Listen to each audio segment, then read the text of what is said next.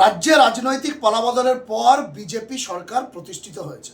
সেই সরকারের নতুন মুখ্যমন্ত্রী হয়েছেন শুভেন্দু অধিকারী এবং শুভেন্দু অধিকারীর নেতৃত্বে আজ সোমবার ছিল রাজ্য মন্ত্রিসভার দ্বিতীয় বৈঠক, যে বৈঠকে একগুচ্ছ গুরুত্বপূর্ণ সিদ্ধান্ত নেওয়া হয়েছে এবং তারপর সেটা প্রেস ব্রিফ করেছেন বা সংবাদ মাধ্যমকে জানিয়েছেন রাজ্যের আরেক গুরুত্বপূর্ণ মন্ত্রী অগ্নিমিত্র পল।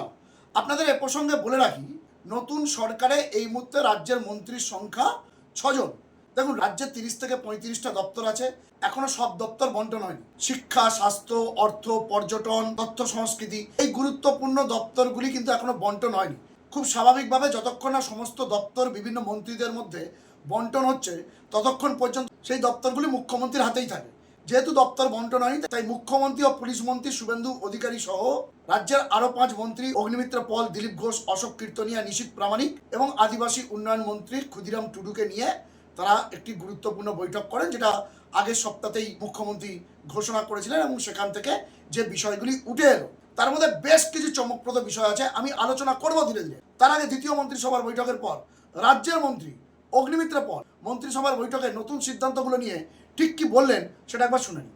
বৈঠক হলো, সেখানে কিছু কিছু ডিসিশন যেগুলো নেওয়া হয়েছে সেগুলো আপনাদের সামনে এক এক করে বলছি। নারী ও শিশু উন্নয়ন এবং সমাজ কল্যাণ বিভাগের অধীনস্থ অন্নপূর্ণা যোজনা প্রকল্পের নীতিগত অনুমোদন। 2 নম্বর, 2026 সালের 1 জুন থেকে পশ্চিমবঙ্গ রাজ্যের সমস্ত সরকারি বাসে পশ্চিমবঙ্গের মহিলাদের জন্য বিনামূল্যে পরিবহন প্রকল্পের নীতিগত অনুমোদন। 3 নম্বর, রাজ্য সরকারি কর্মচারী এবং বিধিবদ্ধ সংস্থা, বোর্ড, নিগম, স্থানীয় সংস্থা, শিক্ষা প্রতিষ্ঠান ইত্যাদি কর্মচারীদের বেতন কাঠামো সংশোধনের লক্ষ্যে 7তম রাজ্য বেতন কমিশনের গঠন। তথ্য ও সংস্কৃতি বিষয়ক দপ্তর এবং সংখ্যালঘু বিষয়ক ও মাদ্রাসা শিক্ষা দপ্তরের অধীনস্থ ধর্মীয় শ্রেণী বিন্যাসের ভিত্তিতে প্রদত্ত সহায়তামূলক প্রকল্পসমূহ বন্ধ।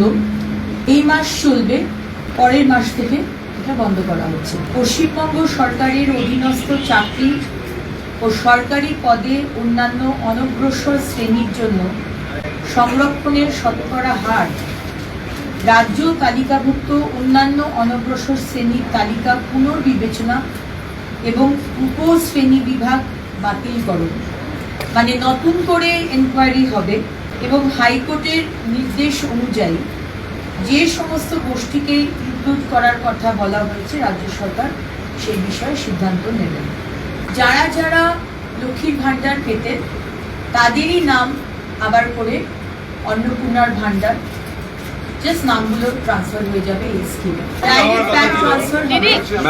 এবং যারা পাননি, আমরা খুব শীঘ্রই একটি পোর্টাল শুরু করতে চলেছি, সেখানে তারা যারা পাননি এতদিন, তারা সময়টা খুব কম এবং কাজটা অনেক বেশি দিয়ে বা অন্যান্য বিষয় অত্যন্ত গুরুত্বপূর্ণ এবং গ্র্যাজুয়ালি সেটা আলোচনা হবে।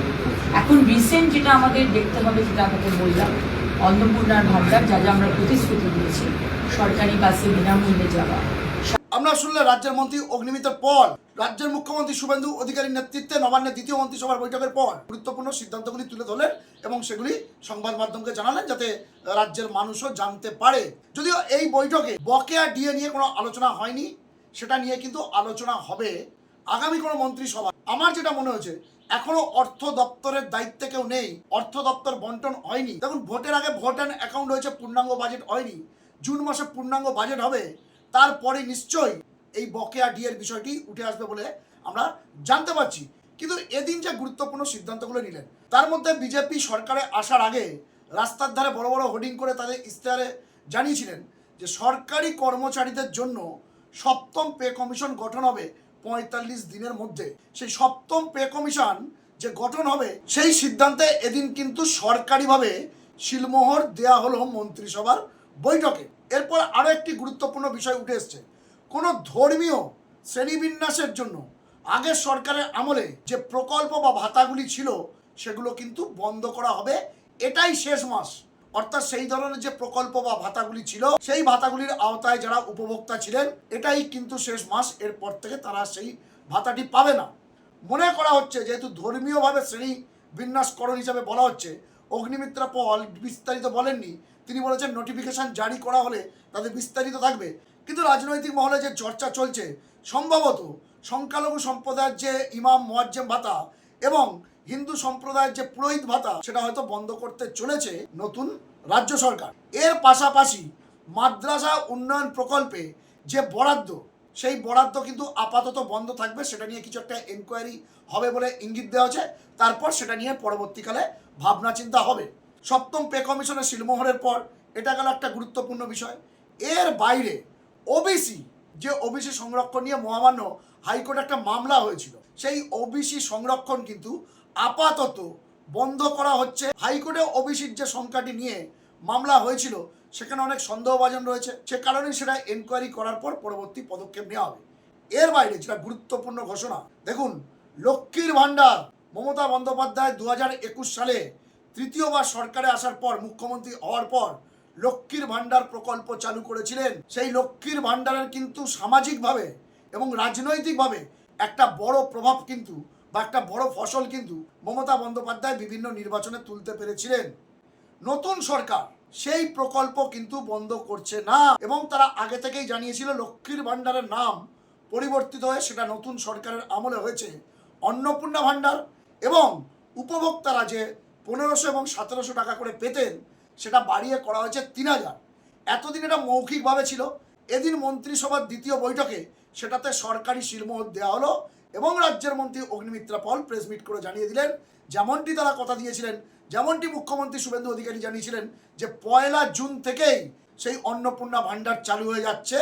যে সকল মহিলারা আগের সরকারের আমলে লক্ষ্মীর ভাণ্ডারের আওতায় ছিলেন, তারা কিন্তু প্রত্যেকেই পাবেন।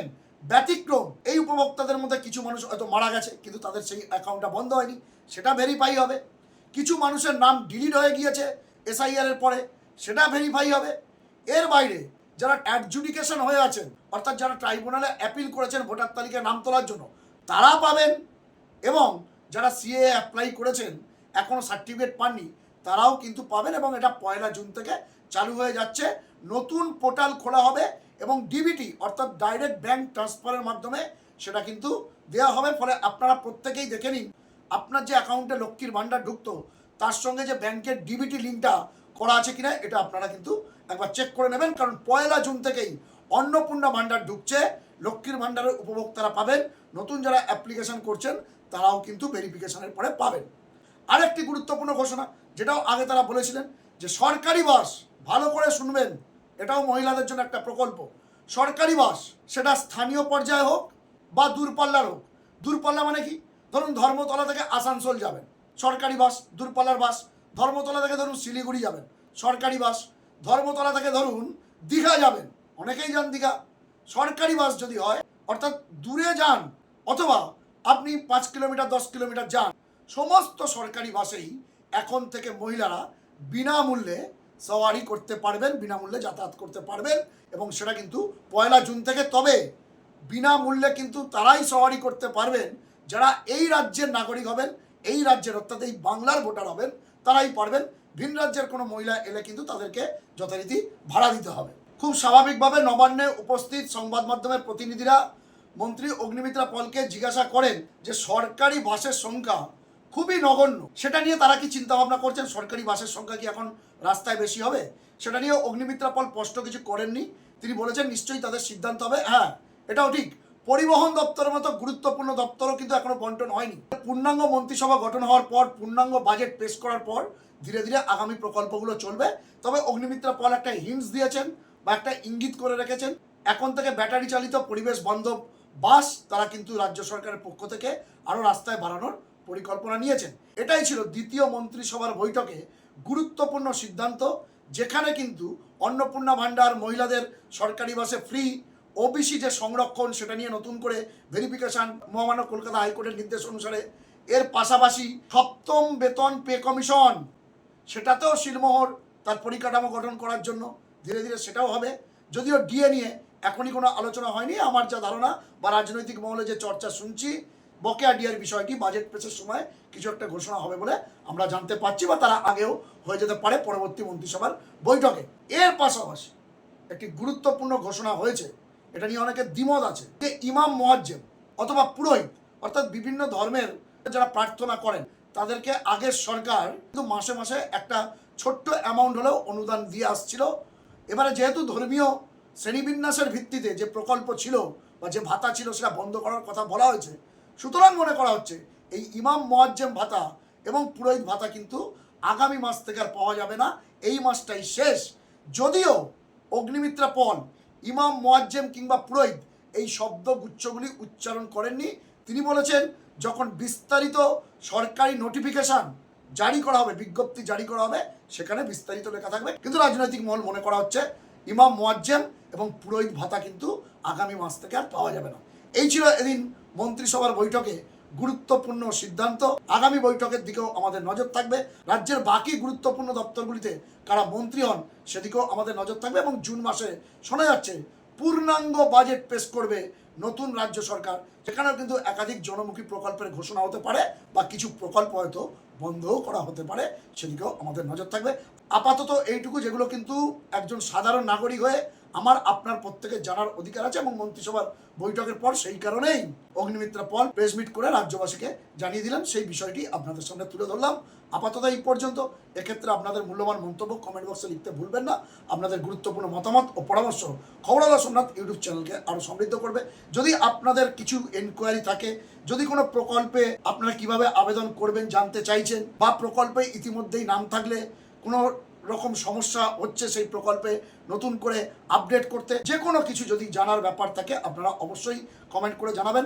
আমি আমার সাধ্য মতো খোঁজখবর নিয়ে নিশ্চয়ই আপনাদের সামনে সেরকম কিছু ভিডিও উপস্থাপন করব, যাতে সাধারণ মানুষের, গরিব মানুষের, মধ্যবিত্ত মানুষের, সার্বিকভাবে রাজ্যের মানুষের উপকার হয়। ভালো থাকবেন, সুস্থ থাকবেন, সতর্ক থাকবেন। খবরওয়ালা সোমনাথ ইউটিউব চ্যানেলের সঙ্গে থাকবেন। নমস্কার।